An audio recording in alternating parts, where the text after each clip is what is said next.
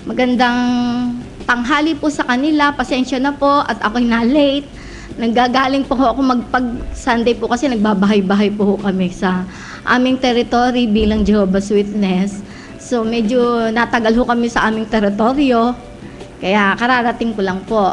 Ituloy na ho natin ang topic natin. Ito na naman si Marilyn Camacho. Magtatalakay na naman sa inyo tungkol sa Kefir Probiotics, yung mga advantage nito sa ating kalusugan. Itutuloy natin ang topic natin last week dahil mahaba po ito Thesis ko po kasi ito, sinasummarize ko para makita niyo yung value ng Kefir Probiotics sa ating katawan. Bilang pagdudugtong, ito po palang Kefir Probiotics, para ding yogurt, may curd size siya, o parang sa milk, kaya lang mas maliit ang curd size niya. Kaya pag pumasok po sa ating katawan to, maliit siya, mabilis pong ma-digest, matunaw at mabilis pumasok sa ating katawan. At dahil nga po sa maliit ang curd size nito, smaller siya kaysa sa yogurt.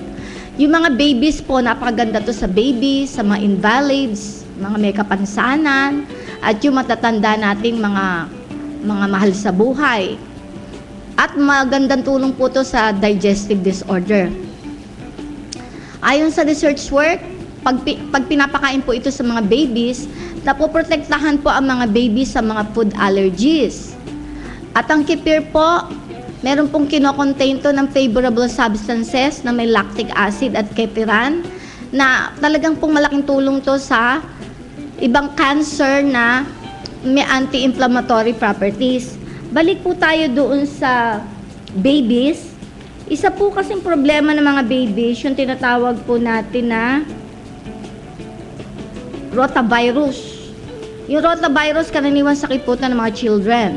Viral infection children that cause gastroenteritis or basically vomiting and diarrhea.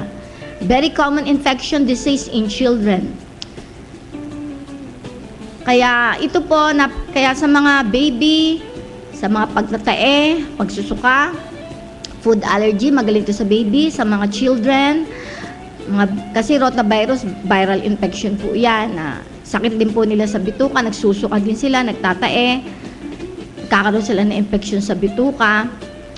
Karaniwan, nagkakaroon po sila ng red coat or yellow coat strains, meron po silang ganon. Yan, naranasan po yan ng mga baby sa New Zealand. Kaya nakita po nila itong Kefir Probiotics, nakatulong po ito sa rotavirus kahit po sa mga children. At mabalik po tayo dito ngayon sa kefiran and lactic acid. Yung mga ibang cancer po kasi na may anti-inflammatory po ito. Sa halip na mamaga siya, kasi ang cancer po may combination na may inflammation po kasi sa loob na mamaga. Kasi nga po punong-puno din siya ng bakterya. Natatandaan niyo, binanggit ko yung Candida. Kasi yung candidiasis, Candida, isa din po iyan sa katulong ng cancer para dumami ang cancer cell. Magkasama po silang pareho. Kaya pag may bakterya po kayo na candidiasis, Candida, so yung cancer po lalong dumadami. At pag dumami po yun, nagkakaroon ng inflamasyon, namamaga sa loob. Kaya ito po, dahil nga sa kefiran at lactic acid ng kefir, nalalabanan niya yung anti-inflammatory. Sa halip ng mamaga, nakokontrol pa po niya yung pamamaga sa certain cancer. Ngayon po, si kefir, nakakatulong po siya sa mga digestion, upset stomach, lactose intolerance, diarrhea, lalo yung mga nag-antibiotics, tsaka mataas yung cholesterol. Malaking nagagawa po niya. Kasi karaniwan po kasi, pag ang ating pong bacteria, good bacteria sa ating katawan ay hindi balanse. Ang tawag po doon ay dysbiosis. Hindi balanse ang ating good bacteria or microflora sa ating katawan. Pag hindi po kasi balanse yun, nagkakaroon tayo ng blood sugar imbalance. Tumataas po ang sugar natin sa ating blood. Tapos mahilig po tayo sa matamis. Nagkakaroon tayo ng sugar cravings. Tumataba po tayo, weight gain, pure immunity, mahina ang ating resistensya, madali tayong kapitan ng sipon, sakit. Low energy, madali tayong malambot. May digestive disturbance po tayo, mapagsakit yung ating tiyan. Kaya lahat po ito nahitutulungan ng kefir. para mabalanse po, ma-restore po niya yung microflora sa katawan natin. Binabalik po niya yung good bacteria. Kasi kailangan po talaga natin 80% good bacteria dapat sa ating katawan. Para makatrabaho po siya ng mahusay, mapanatili niyang healthy ang ating katawan. At ang kefir po, ayon din sa research work na nila, merong very potent po ito sa anti-neoplastic, antibacterial, and antifungal properties. Yung anti-neoplastic, ang layunin po noon, para hindi po madaling mag-mutate, dumami ang mga cancer cell, yung mga tumor cell. Kasi po nagmumadali po sila mag-cell division, mag-multiply. Kaya may anti-neoplastic po siya, para hindi siya madaling mag-divide, magdumami, mag-mutate. Kasi nag-mutate po sila, ibig sabihin po ng mutation, nagsa-cell division po sila, mabilis silang kumalat, dumami. Madali silang, kumbaga sa babae, marami anak, nanganganak madalas. Ito naman po, since hindi naman siya katulad ng tao, madali siya mag-divide. Madali siyang gumawa ng maraming cell again, na cancer cell. Madali siya mag-multiply ng cancer cell, mag-multiply ng tumor. Kaya dumadami sila, lumalaki. Kaya may anti-neoplastic siya, para hindi siya madaling dumami. At may antibacterial siya, para madali niyang patayin ang mga bad bacteria at mga fungal na hindi nakakabuti sa ating kalusugan. At pinapadami din po niya yung cancer-fighting natural killer cells. Kasi po ang immune system po natin, meron po tayo yung tinatawag na natural killer cell, yung NK cell. Sa tulong po ng kefir, pinapadami po niya to, yung natural killer cell na to. Kasi ang trabaho po ng natural killer cell, sila po ang pumapatay sa cancer cell at sa tumor cell natin. Kaya kung kakaunti pong natural killer cell natin, kakaunti lang po ang mapapatay nilang cancer cell at tumor cell. Kaya, kumbaga kung mas marami yung cancer and tumor, kakaunti ang panlaban, mas matatalo po sila. Kaya, pinapadami po ng kefir to. Tapos, very rich po siya sa vitamin 6, B12, K2, biotin, calcium, folic acid, potassium, and magnesium. Kaya, kumbaga, ito po kasi ang tulong natin para mapalakas yung ating katawan. At dahil nga po sa very nutritious siya, marami siyang vitamina na magagamit ng ating katawan para labanan ng ibang karamdaman. Katulad ng binanggit ko sa inyo, meron pong ingredients ng kefir na pinipigil niya yung paglaki po ng breast cancer. Yung MCF-7 cells. Yun ho kasi ang breast cancer cell. Ang tawag po niya, MCF-7 cell. So, nape-prevent niya ito para lumaki. Kaya malaking tulong po ito para hindi lumaki kung may breast cancer ang isang tao.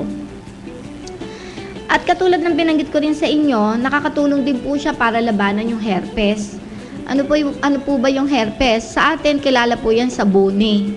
Pero meron tinatawag po talagang genital herpes. Sa genital organ po yan ng mga babae. So, nakakatulong siya para mapatay po niya to, hindi kumalat. Kasi ang sign po kasi ng herpes, genital herpes, may pain, may itching, may swelling sa mismong masela na bahagi ng babae. At may inflammation din to, at burning at tingling. At nakukuha po nila ito sa sexual contact. At meron din po tinatawag na oral herpes, na tumutubo yan sa bibig, lalo kung ang paraan po nila ng sex ay hindi po sa tamang paraan, kundi dinadaan po nila sa oral way.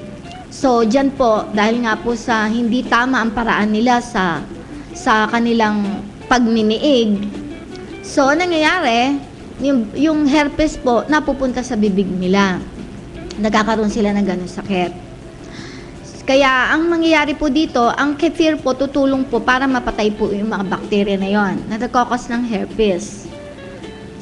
Either sa masela na bahagi ng babae o lalaki, or sa oral herpes na nakuha sa bibig because of oral sex. Ngayon, nagkakaroon din po siya ng blister sa rectum. Yung sugat po, may paltos, nakakapaltos siya sa rectum o sa genital. Karaniwan nagiging sakit po yan.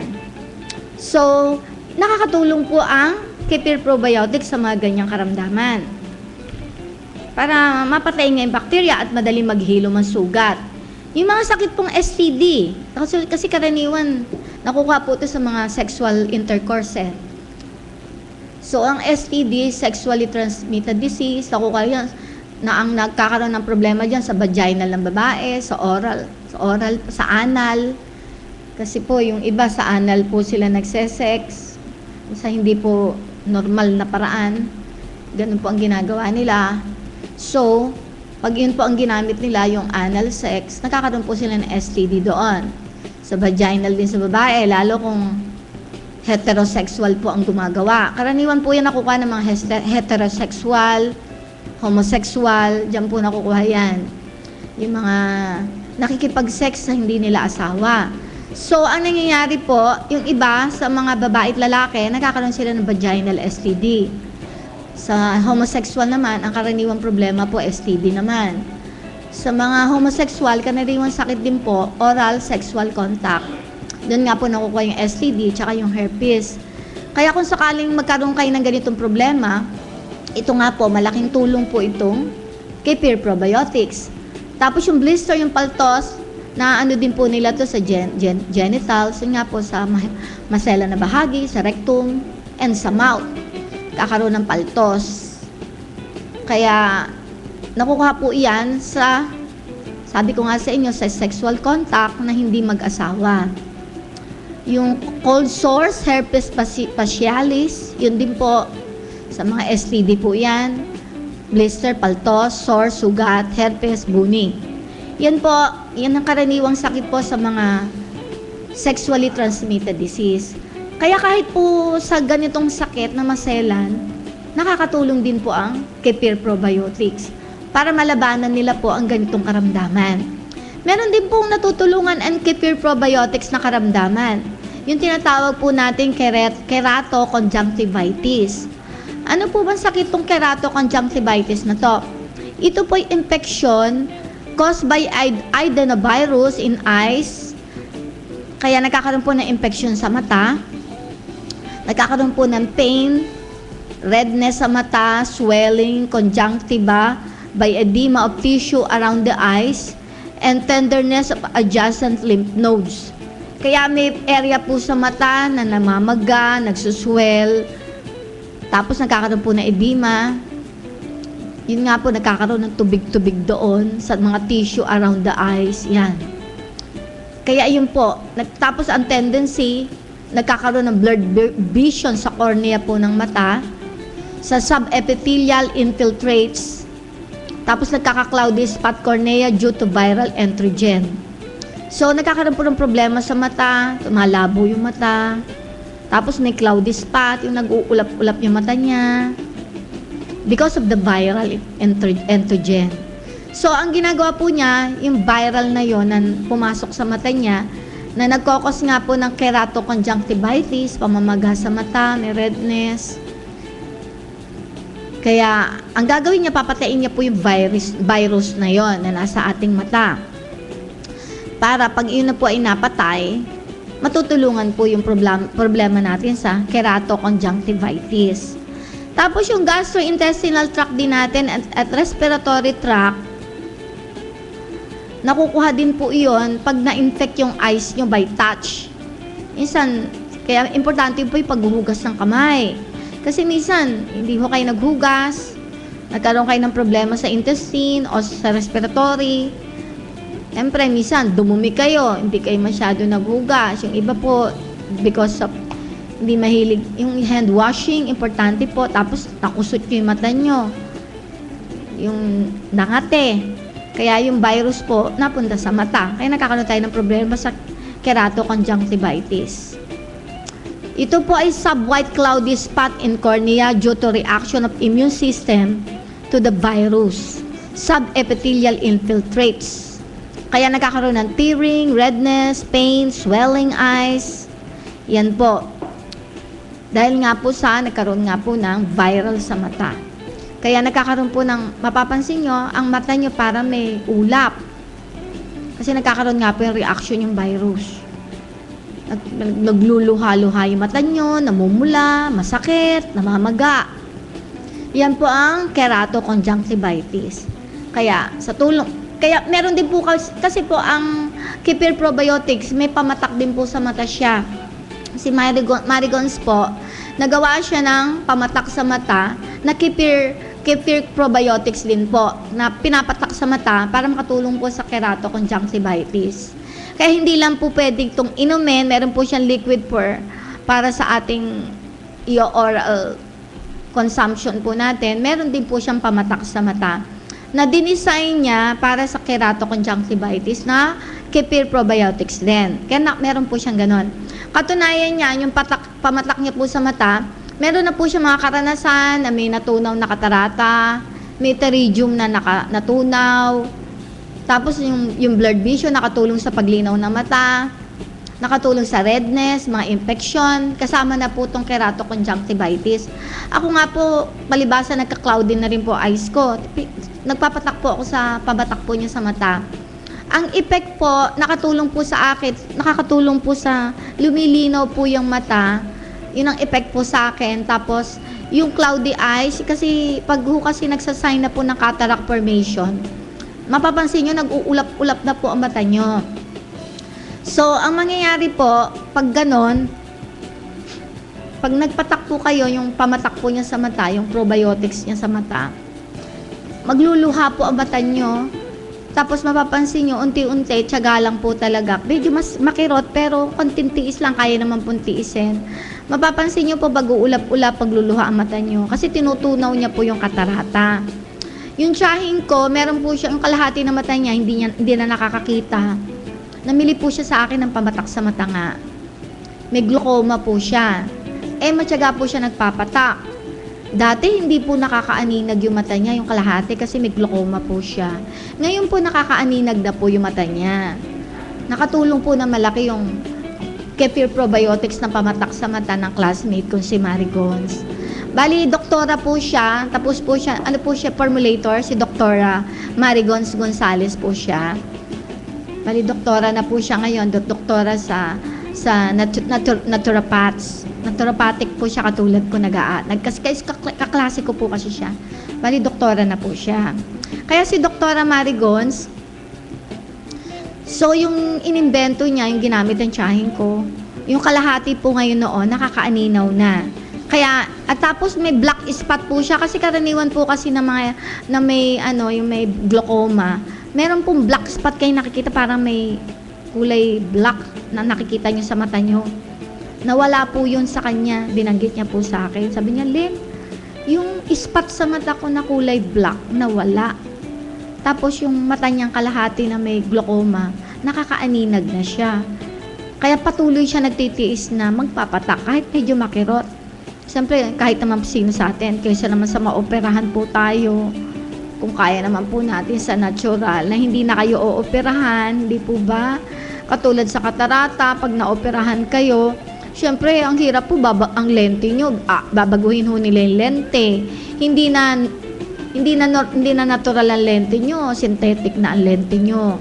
Siyempre, iba po talaga yung lente na natural na nasa ating mata. So, yun po, tutunawin niya po yung mga cataract formation doon. Ang cataract formation po kasi nakukuha natin sa mga kinakain nyo rin. Mahilig kayo sa mga alat, mahilig kayo sa mga fatty foods, mahilig kayo sa mga processed foods. Doon po nakukuha yun. Yung mga toxic na napupunta, kasi lumilibot po sa dugo natin yun, naiiwan sa mata natin, yung mga salt deposit, yung mga bad cholesterol deposit, naiiwan po sa mata natin yun ang nagiging plaque po. Yung mga impurities po na hindi naaalis sa ating katawan, napupunta po sa mata natin yon, tumitigas yun, yun ang nagiging cataract formation. So, ang ginagawa po niya, tinutunaw niya po yun, kasi kaya naman din po tunawin yun eh. So, unti-unti nga lang, magtiyaga lang po kayo. Kaysa naman sa maoperahan po kayo, na napakalaking gastos, tapos ang lente na mata nyo tatanggalin, lalagyan nila na hindi hindi na natural na lente ng mata, kundi synthetic lens. Mas mahirap po yun. Tapos karaniwan po kasi pag naoperahan na po kayo sa katarata, katulad na nangyari sa mother ko, ang kalaban nyo na lagi na ho kayo may infection sa mata. Mahirap po kasi pag operada niya, lagi may infection. Tapos din po, kasi na-research ko po yan sa internet. Pag po pala na operahan na tayo sa cataract, karaniwang problema po ng operada, lagi kayo may infection sa mata, redness, laging may ganon. Tapos doon din po nakukuha yung glaucoma. Kaya nagsisi nga ako, dapat pala hindi ko na pinaalis ang katarata ng mother ko. Kaya nakita ko yung epekto pag na-opera na. Kaya tayo na hindi pa na-ooperahan, kung medyo nararamdaman nyo na sa tingin nyo nag-uulap na yung mata nyo, that's a sign of cataract formation. Napo-form na po yun. So, ang pwede natin magawa, pwede nating tunawin yun sa pamamagitan ng Kefir Probiotics na dinesign ni Dr. Marigons na pamatak sa mata. Tutunawin niya po unti-unti yung katarata nyo. Para sa ganon, sa halip na operahan kayo, hindi na ho kayo operahan. Ilinaw po ang mata nyo. Tapos vitamins din po siya sa mata. Kasi nilagyan po niya yun ng iba-ibang mga vitamina para makatulong po sa vitamina ng ating mata. Bukod sa tinutunaw niya po yung mga salt deposit, yung mga bad cholesterol na nandoon, impurity sa mata nyo na tumigas doon, tinutunaw niya yon. At the same time, sinamahan niya po ito na iba-ibang katas ng prutas at gulay na nilagay niya po sa probiotics na naging parang pagkain po na inyong mata. So makakatulong po siya na sa liquid form na po siya, liquid na. Kaya nagiging pagkain po siya ng inyong mata. Kaya makakatulong siya sa paglinaw at pagtunaw po ng cataract formation at makakatulong din po siya sa glaucoma, sa pterygium kasi may natunaw din na rin po siyang karanasan sa pterygium tapos yung paglabo ng mata nyo. So yan po ang nagagawa ng Kefir Probiotics. Bukod pa sa mga infeksyon, halimbawa nga ho, kung nagkaroon ng viral yun, nagkaroon ka ng keratoconjunctivitis, napapatay niya po yung viral doon para maiwasan po natin yung keratoconjunctivitis na sakit nyo. Tapos ang Kefir po, nakakatulong din po siya sa tonsillitis na sakit. Ano po ba yung tonsillitis? Ang tonsillitis po kasi 50% nanggaling po to sa virus at 50% galing po to sa bacteria. Karaniwan po children o adult nakukuha po ito. So, ang effect po, nagkakaroon kayo ng lagnat, nag-chill kayo, may pain, na mahihirapan kayo lumunok, nagkakaroon kayo ng sore, namamagay yung lalamunan nyo. Yan. So, dahil nga po dito, yung iba, umiinom na antibiotics, painkiller, lozenges, pero hindi rin po masyadong nakakatulong. Kasi nga po, pag marami po tayong antibiotics na iniinom, namamatay po yung good bacteria, dumadami ang bad bacteria, kaya mas maraming komplikasyon po sa ating katawan. Kaya iba-ibang karamdaman pong haharapin natin. So, karaniwan din po, pag may tonsil po tayo, nagkakaroon kayo ng nana sa inyong tonsil, na namamaga po ito. Tapos may muscle pain po kayo. Yan. Nagkakaroon po kayo ng infeksyon. At nagkakaroon din po kayo ng pharyngitis. Kasi karaniwan ng tonsillitis, nagkakaroon din ng pharyngitis. Yung kasi magkatabi po yan yung pharynx tsaka yung tonsil. Yung tonsil po kasi nasa likod ng inyong ngipin. Pag gumanga po kayo, nasa likod, back of the tooth. Nasa throat po natin yon. Katabi po niya yung pharynx natin. So, ang nangyayari po dito, mamamaga po yan. So, ang gagawin nga po ng Kefir Probiotics, papatayin nga yung mga bacteria o yung virus na nagkakos po ng tonsillitis or pharyngitis. Kaya yung mga nana, ilalabas nyo. Pwede nyo idahak yon. Ilalabas nyo yung nana. Kasi sa uminom kayo ng antibiotics, ito po ang natural na paraan para mapatay sila. Idadahak nyo yung mga pastel, yung parang sipon-sipon pero nana na po yun. Kaya papatayin nyo po yun. At pag nawala na po ang pamamaga, meaning nawala na yung mga pastel sa inyong lalamunan. Mga madidikit po yun na parang plema, ilalabas nyo, idadahak nyo yun. Kasi napapatay niya po yung virus tsaka yung bacteria sa inyong lalamunan. So, doon na mawawala yung pamamaga. Ito pong karaniwan po, ang tonsillitis, nakukuha po natin sa poor diet at malnutrition. Kasi nakukuha po yon kung mahilig kayo masyado sa very high starch food. Mahilig kayo sa pasta, mga spaghetti, mahilig kayo sa kanin, yung mga white rice, bread. Yan po yung mga very high starchy food, puro mga white bread, yung mga processed food. Mahilig kayo sa sugar, yung mga cakes, mga pastry, mga biscuit, kakanin. Yan. Tapos yung mga pasteurized milk. Ang pasteurized milk, kasi ala na pong good bacteria yan eh. Once na na-pasteurize na po ang milk, patay na po ang good bacteria niyan. Ang good bacteria po kasi nandun sa raw milk. Karamihan na nabibili po natin, pasteurized na. Wala na yung good bacteria. Kaya, dyan po karaniwan nakukuha yung tonsillitis po. At, ang effect din po noon, nagkakaroon po kayo ng certain food allergies. At poor digestion. Yan po ang effect pag may tonsillitis po tayo. Yan po ang epekto. Kaya hanggat maaari kung makakaiwas kayo sa very high starch food, yung mga sugary food, yung mga white sugar, yung mga cakes, pastries, kakanin, biscuit, yung starchy food, mga pasta, mga white rice. Basta yung may mga starch, tsaka yung mga pasteurized milk, kung maiiwasan nyo po yung tonsillitis. Kaya kailangan po talaga mag-ingat po tayo. Kaya karaniwan po kasi ang tonsil, may sugat po kayo sa yung roof ng mouth nyo. Sa lalamunan nyo, nagkakaroon po kayo ng sugat. Ganun po ang nangyayari. Kaya nai-inflame nyo, namamaga. So, ang gagawin po ng kitir, hihilumin din niya yung sugat. At the same time, papatain niya yung bacteria at virus para mawala pa yung pamamaga at hilumin ng sugat sa loob. Yun po. Kaya, malaking bagay po siya sa tonsillitis kaysa sa mag-antibiotics po kayo. Ngayon, meron din po, tinutulungan din po niya yung sakit, yung malignant pleural effusion. Ano naman po yung malignant pleural effusion? Ito naman po, ito po yung nakakatubig sa baga. Karaniwan. Kasi halimbawa kung meron po kayong TB, tuberculosis, o halimbawa may bronchitis kayo, bronchopneumonia, pneumonia. Pag na-over po kasi yun at hindi nyo nailabas yung mga nana doon, halimbawa yung sipon, hindi nyo masyado nailabas, tapos nagkaroon ng nana sa loob. Karaniwan po kasi may nana sa loob. Tapos, ang nangyayari po niya, napupunta po siya sa cells. Kaya nakakaroon po ng fluid sa baga. Effect po yan na may nana pumasok sa loob ng inyong cells. Kaya yun doon po ang tinatawag na pleural effusion.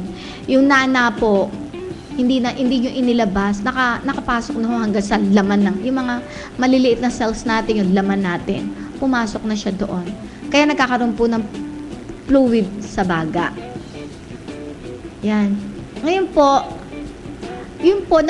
ang malignant pleural effusion, sabi dito, build up tissues, fluid, chest cavity, line along abnormal excessive collection of fluid pleura, low protein content, low blood fluid, leaking vessels. Kaya, yun nga po, nakukuha din po yun sa low protein content, low blood fluid.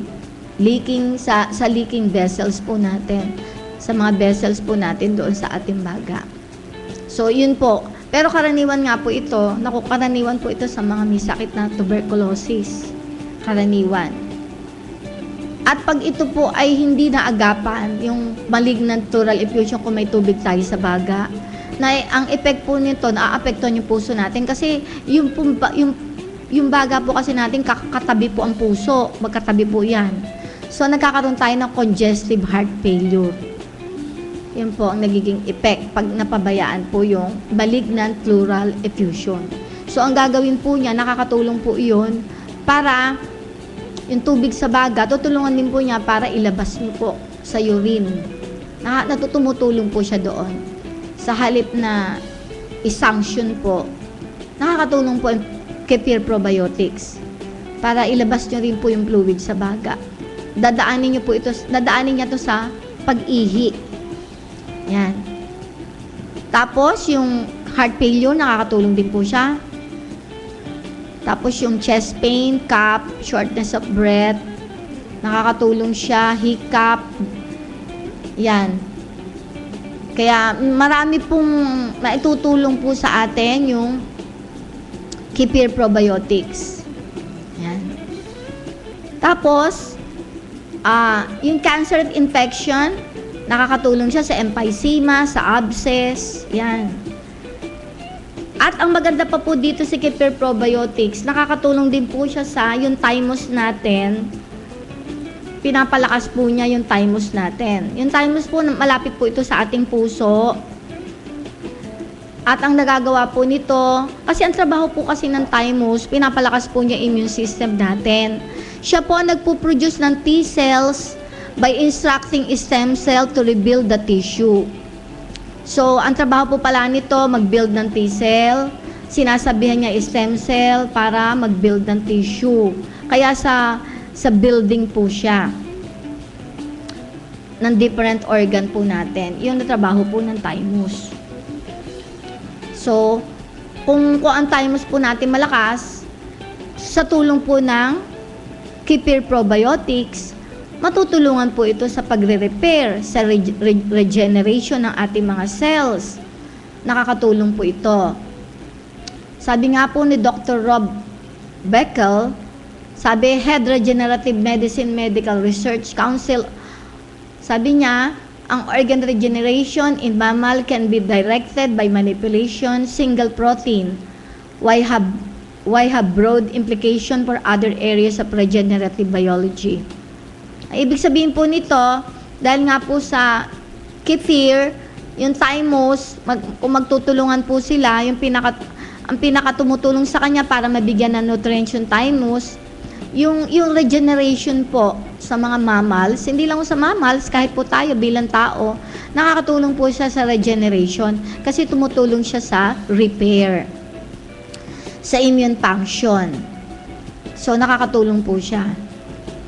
Dahil nga po sa nagpo-produce siya ng T cells para malabanan ang infeksyon. Nag-harness ang body para sa repair mechanism. At matulungan niya matreat ng disease. Tumutulong din siya sa oxygen regeneration in mammal by manipulating single protein rejuvenate thymus. Yun. Kaya natutulungan po niya to. Yung Kefir Probiotics.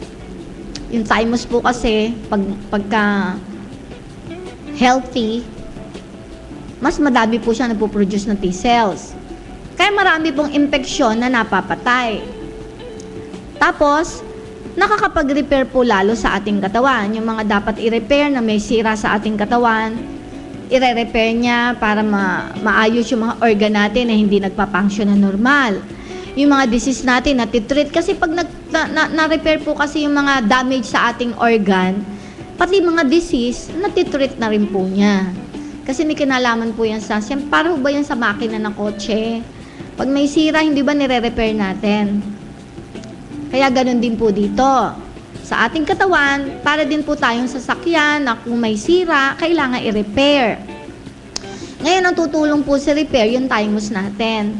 Pero ang thymus po, pag nagkakaedad tayo, humihina na po ang ating thymus. Kaya para lumakas po ang thymus natin, kailangan mabigyan natin siya ng pagkain. At na magbibigay sa kanya ng pagkain, yung Kefir Probiotics. So pag nabigyan siya ng nutrisyon ng Kefir Probiotics, lalakas ang thymus natin kahit may edad na po tayo. Tapos, kaya doon na mapuproduce sa mga T cells para malabanan ng mga infeksyon, ano mga infeksyon meron sakit tayo sa loob. Tapos makakapag-repair siya kasi matutulungan tayo ng thymus. Ang thymus po kasi, ginagamit din po siya dito. Siyempre, pagka nare-repair na po yung mga tissue natin, kung may diferensya kayo sa pancreas, yung may sakit po kasi sa diabetes, pancreas ang problema. Yung mga nagda-dialysis, ang problema po nila, kidney. Yung may problema po sa heart disease, ang kailangan i-repair, yung puso. So, ano man po organ na kailangan i-repair po niya, may kinalaman din po ang thymus doon. Para mabigyan tayo, siya ang tumutulong sa repairing ng ating katawan. So, pag pagka na-repair nga po ito, makakatulong syempre sa mga karamdaman natin. Kasi makakapag-function na po ng normal ang ating mga katawan. At kaya, yan po ang nagagawa ng Kefir Probiotics. Kasi kailangan po kasi talaga ng katawan natin, 85%, kasi ang immune system po natin, 85% ng katawan natin ay bahagi ng immune system natin. Kaya, kung ang immune system natin mahina, wala na ho tayong tagalaban. Kasi kailangan 85%. 85% po microflora. Kailangan may good bacteria tayo, 85% ng buong katawan natin. Kaya imagine niyo po, 10 trillion cells ang binubuo ng buong katawan natin. Ang kailangan po noon, 300 trillion probiotics na microflora. Kunin nyo 85% po noon. Ganun po karaming kailangan natin. Para yan po ay binubuo ng immune system. Kasi yan nga po ang tutulong sa pagre-repair, paglaban sa lahat ng ating sakit, ang immune system po natin. Kaya dyan po papasok ang Kefir Probiotics. Siya po ang magbibigay ng nutrients sa ating thymus, sa lahat ng bahagi ng ating katawan. Siya din po ang tutulong para yung mga bad bacteria at bad virus, fungal, mapatay po niya. Siya din po ang magdadala ng nutrients sa ating katawan. Siya din po ang papatay sa cancer cell, tumor cell. O kaya lahat po nakakailanganin natin nasa kanya. At siya din po ang maglalagay ng nutrients, magdi-deliver ng nutrients sa ating katawan. Ano-anong mga nutrients po yon? Halimbawa, ang kefir po kasi very high po siya sa protein, glucose, essential fatty acids. Nakakailanganin po ng ating intestine. At ang microflora, nakakatulong po siya sa serotonin para nakaka-relax ang brain po natin. Bine-breakdown niya po ang ating pagkain, tumutulong po siya para ma-digest natin. Kasi kung hindi po niya i-break to, tutulong, mahihirapan po ang bituka natin para tunawin yon. Kailangan natin may helper para madaling matunaw yung ating kinakain. Kasi pag hindi po natunaw yung mabubulok yon, dadami po ang bad bacteria. Siya din po ang nagpo-produce ng B vitamins, vitamin K, short chain fatty acid, para sa immune natin. Tumutulong siya sa nervous function natin. Nag-a-assist siya sa alkalizing blood para ma-pull out niya yung nutrients from food which nourish cells, create environment where harmful bacteria, virus, yeast, parasite cannot thrive. Kaya tinutulong niya kasi kailangan po kasi maging alkaline po ang ating blood. Kasi pag hindi po naging alkaline ang blood natin, mahihirapan po siyang i-pull out ang minerals sa pagkain para ma-nourish niya po ang cells natin. Kasi pag ang blood po natin ay acidic, yan po ang pinamumugaran ng mga cancer cell at tumor. Diyan po sila nabubuhay. Mas madali silang dumami pag ang blood nyo ay acidic. Pero ang kefir, tutulungan niya para ang blood nyo maging alkaline. Para sa ganon, hindi po ang mga cancer cell at tumor cell hindi po dumami. Mamamatay sila at hindi sila dadami. At ang nutrients ng minerals, mapupull out niya para ma-nourish niya ang cells. At tumutulong din po ang microflora, yung mga excess sugar. Minsan napapadami po tayo ng sugary food na kinakain natin. Para maiwasan po natin yon, yung mga excess sugar na pumunta sa dugo po natin. Kasi pag excess sugar po tayo, nagiging bad cholesterol po yon. Yun na nagiging plaque sa ating dugo. Pagkaroon na nagiging plaque doon, at nagkaroon ng tangle, yung mga protein, excess bad cholesterol, nagkakaroon tayo ng problema. Diyan po papasok yung nagkaroon tayo ng atherosclerosis, nagkakaroon ng bara sa ugat, kaya nagkakaroon tayo ng high blood pressure. Nagkakaroon tayo ng iba-ibang mga karamdaman katulad ng Alzheimer's disease, Parkinson's disease. Later, next week, i-explain ko po sa inyo yung about Parkinson's and Alzheimer's disease. Dahil nga po sa kefir, nakakatulong kasi pagka kasi na-over tayo ng bad cholesterol, plaque na sinasabi at tangle, nagkakaroon po ng epekto yun sa ating brain. So, nagkakaroon tayo ng Alzheimer's disease. By next week, i-explain ko po sa inyo yung detalye about Parkinson's disease at saka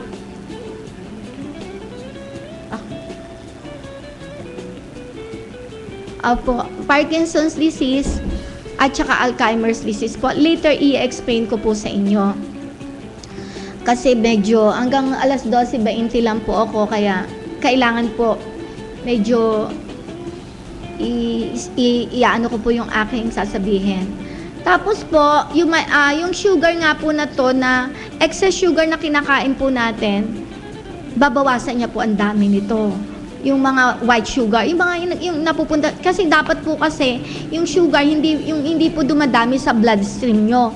Kasi pag dumami po sa bloodstream nyo, magkakaroon, yun nga po, kaya nakakaroon kayo ng diabetes, na-over sugar po kayo sa inyong blood. Kaya para maiwasan nyo po yun, kailangan po, kinakain po siya ng Kefir Probiotics, yung mga excess blood sugar. Ini-eliminate niya po yung sugar cravings nyo, para hindi kayo masyado mahilig po sa mga sugary food.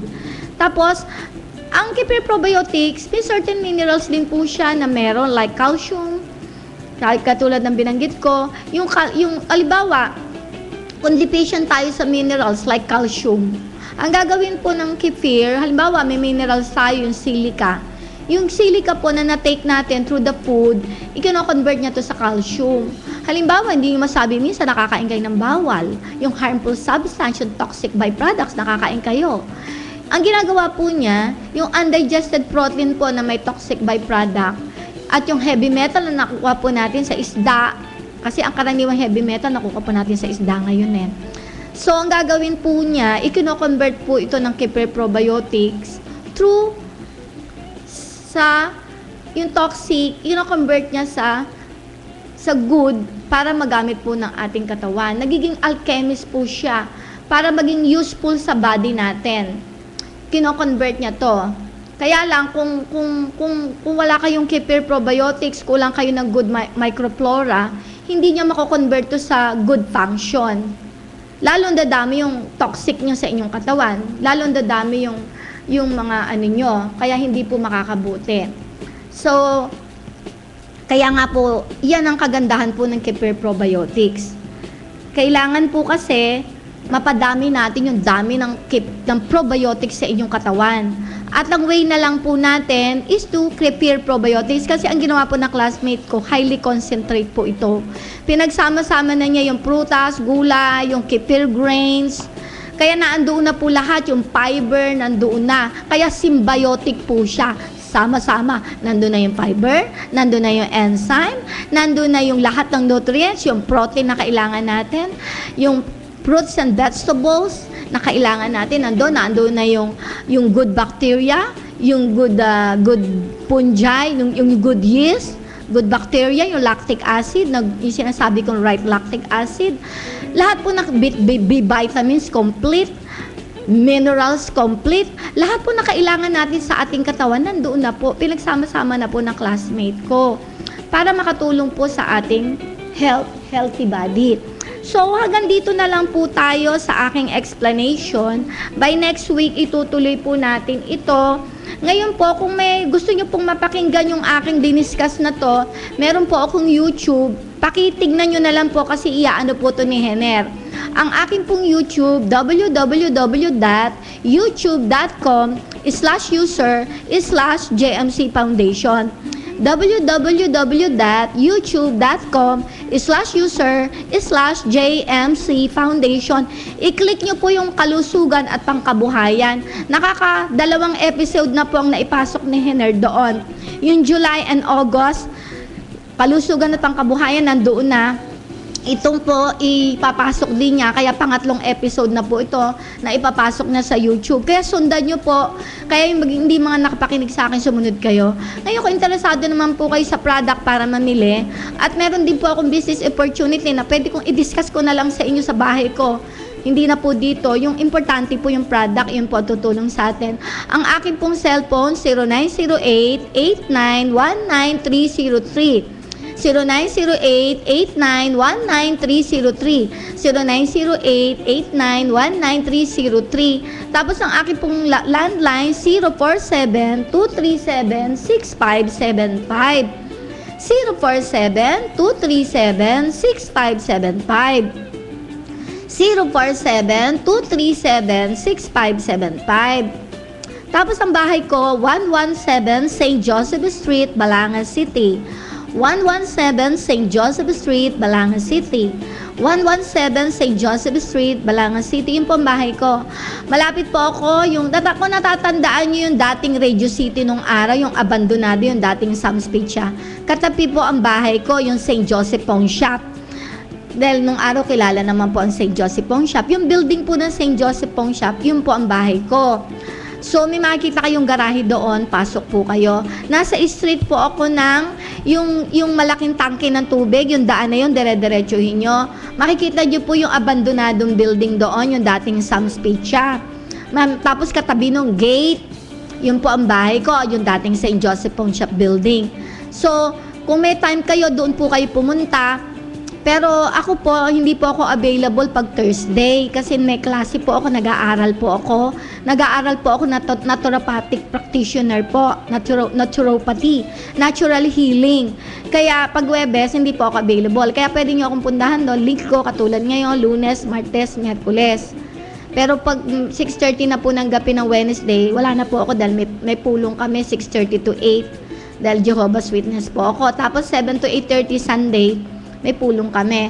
Kaya after lunch, yan, katulad nito, doon nyo na lang po ako maano kung Sunday. Kaya yan po ang aking availability. Ngayon, hindi pa ho kasi ako nagjo-duty sa San Lazaro Hospital. Available pa rin po ako ng Friday at Saturday. Pero pagka nag-duty na po ako ng San Lazaro, sasabihin ko po, baka Friday po iyon. Titignan ko kung, kaya pag ganon, kung sakaling mag-duty po ako ng Friday, Saturday, ay abiso ko po sa inyo. Sa ngayon, Huwebes lang po ako wala. Kaya pwede nyo akong ano yun ng Friday, Saturday, Sunday, Monday to Wednesday. Kung may time po kayo. So hanggang dito na lang po. Magkita na lang po tayo muli next Sunday, 11 to 12. Smile Radio 98.3 FM. Ito po si Marilyn Camacho. Nagpapasalamat po ng malaking malaki sa inyo. Next week, kita-kita po tayong muli.